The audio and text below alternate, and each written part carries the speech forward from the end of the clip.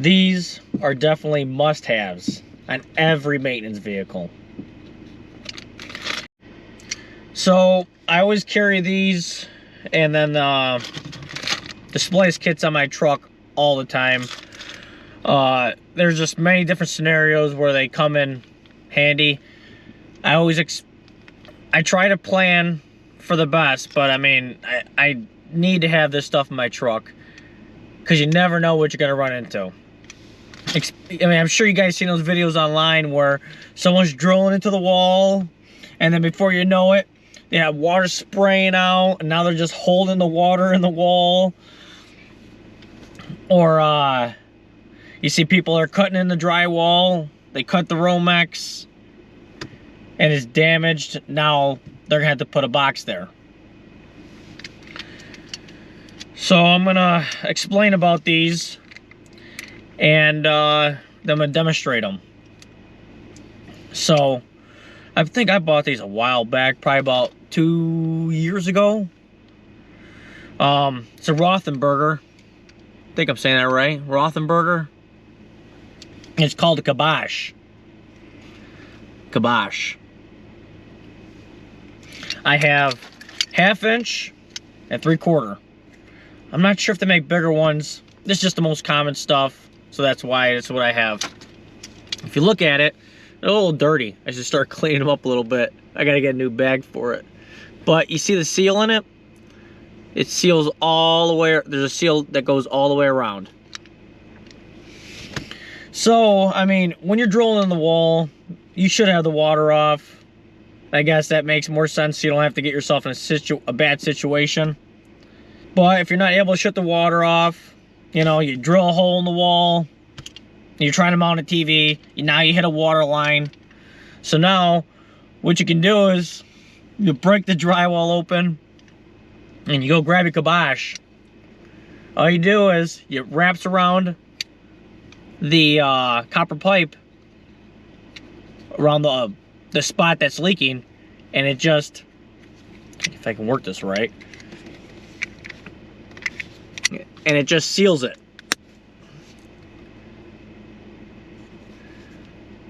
It's a good product. They sold me when I just looked it up when I see it online. I'm like, yep, I need that on the truck.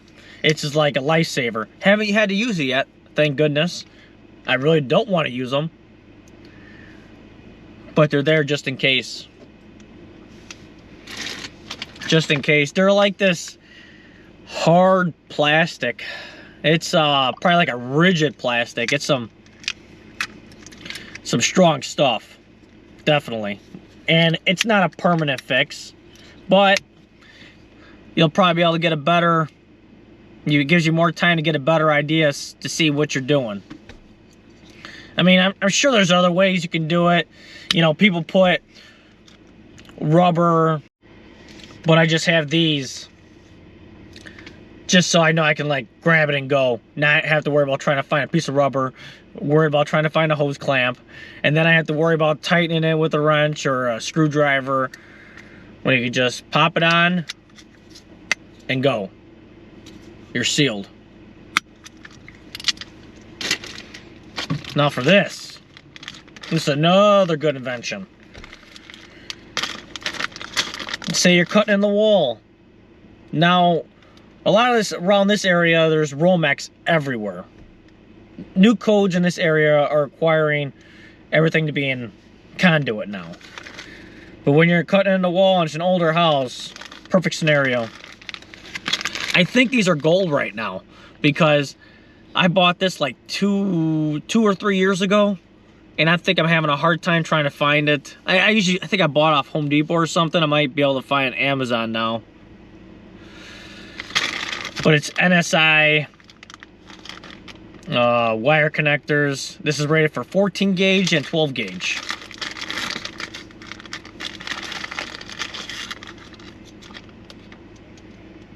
I'm definitely gonna have to use the instruction on this. But it's pretty common. I mean, it's pretty common sense. Because literally, if you see this, this says white, green, black, and then red. So they're designing it for 240 volts if you had to. Because they have two colors, which is the black and the red. But if you're only, you know, if you only have 120 volts, you would just use the top three. The black, white, and green. Oh, there we go. So literally with this, you would strip the jacket back on the Romex, and then you would strip each individual wire, and then you would press it in here. This goes on top, and then clicks in. Just like that. And then there's screws in the back. That's on the one side of the Romex. This is going to be on the other side. So all they would do is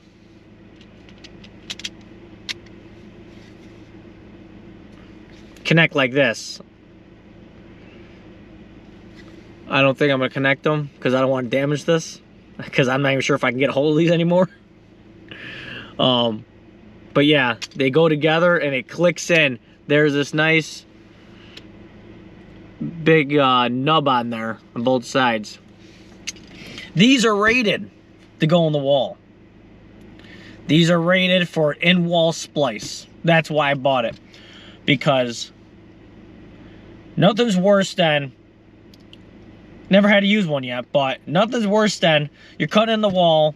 Now you nick the Romex. Now you got to tell the customer, oh, now I need to put an electrical box there, because you can't just hide splices on the wall. You can't just put wire nuts on the wall. So now they got to look at this ugly box with the cover on it. So that's why I bought one of these. Oh, there you go. Yep, 300 volt, 20 amp. Non-metallic, solid. Wait, non-metallic. Yeah, non-metallic, solid, copper only. So I'll start getting this stuff together and I'll show you guys. Okay, so here's my little setup. Everything's pressurized right now.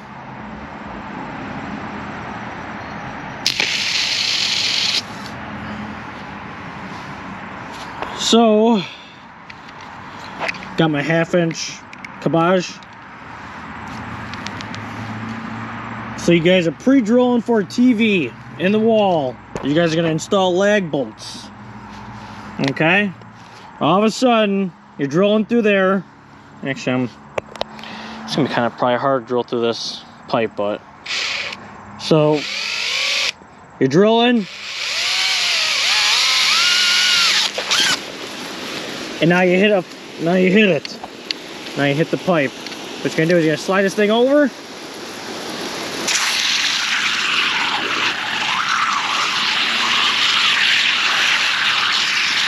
Wow, that's actually hard. Ah. Oh, that was actually hard. I think I actually made more noise than all my videos combined right there. I'm gonna try that again.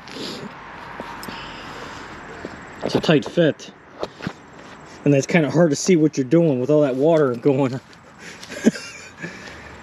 Okay, I'm actually afraid to release this right now. I'll do this.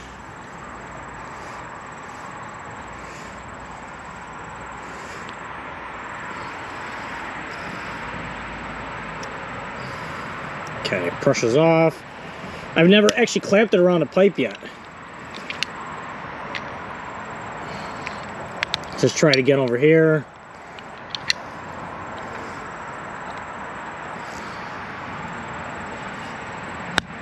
Yeah, it's pretty easy. I think I was just freaking out because I was just getting soaked.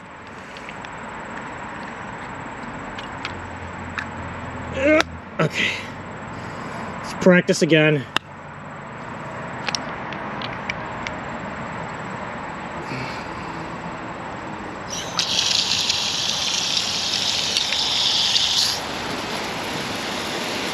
full bore.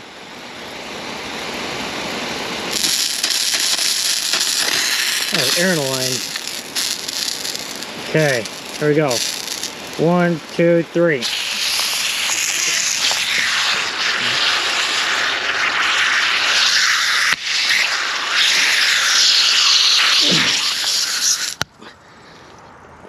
Definitely not easy, but he'll get it eventually.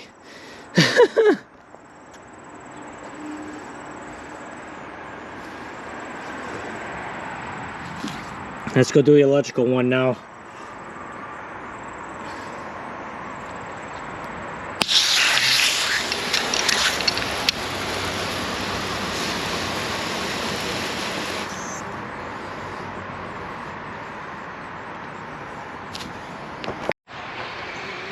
So I was trying to find to see if I had any Romex on the truck. I thought I had a little piece of it. I know I have some at the shop, but I don't have any here. And I don't want to go out and buy Romex just to waste it. Which I already do copper pipe, which you guys just seen. And then I started looking into this a little bit more. I had a feeling I was going to say this. It says, do not re-terminate. And like I said, this stuff is like gold. I was just looking up online. You might be able to find it. It just, there's not much to it. It's this is called the it's a non-metallic cable splices and taps. This is by NSI. You might have to get a different brand. I'm not sure. Okay, so I was wrong, guys. I was definitely wrong. This is why I knew I was gonna read instructions. I was just winging it. But looking at the instructions, I'm definitely wrong. See, it's showing you don't even strip the wires. You literally just slip them in the slots. But here, I'll read this out. You're not going to slip them. You're going to use channel locks and blah, blah, blah. But it says, number 1, cut and strip outer cable jacket to match markings indicated on the connector housing. Whatever that means. Whatever that means.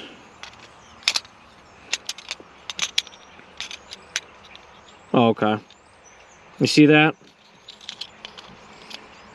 There's that little notch that comes down, and that your jacket's gonna go right in there, and it's gonna grab, it's gonna pinch that the outer sheathing on the Romex. So obviously you would end it right here. So, and this is number 2, align wires with markings on the housing.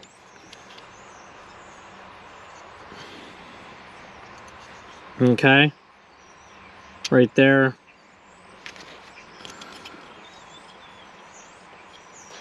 Number 3, hold wires in place and cover firmly. Place pliers so the jaw flats are parallel and press evenly to close. Grip the housing and the 2 pieces snap into place. So they're going to want you to strip back the Romex, but don't strip the wires, if that makes sense. You're just going to put them in the right spots, and you're not going to push them in there. This is going to do it. So when you have it all in there, you're going to take it, and you're going to take a pair of channel locks and press down on it till it clicks all in. And it says, orient the splices so the mating ends align. Slide the splices into each until the locking latches engage. Couple splices can be mounted to a stutter joist with a 4D common nails. But yeah, they're not too complicated. You just gotta read instructions. You know, you would think you would have to splice it back so it makes a connection, but obviously these are actually gonna cut through the insulation, grabbing the copper, and that's your connection point. Good stuff. This is why you should always read instructions. You always gotta follow what the manufacturer wants. So that's how you don't get in trouble.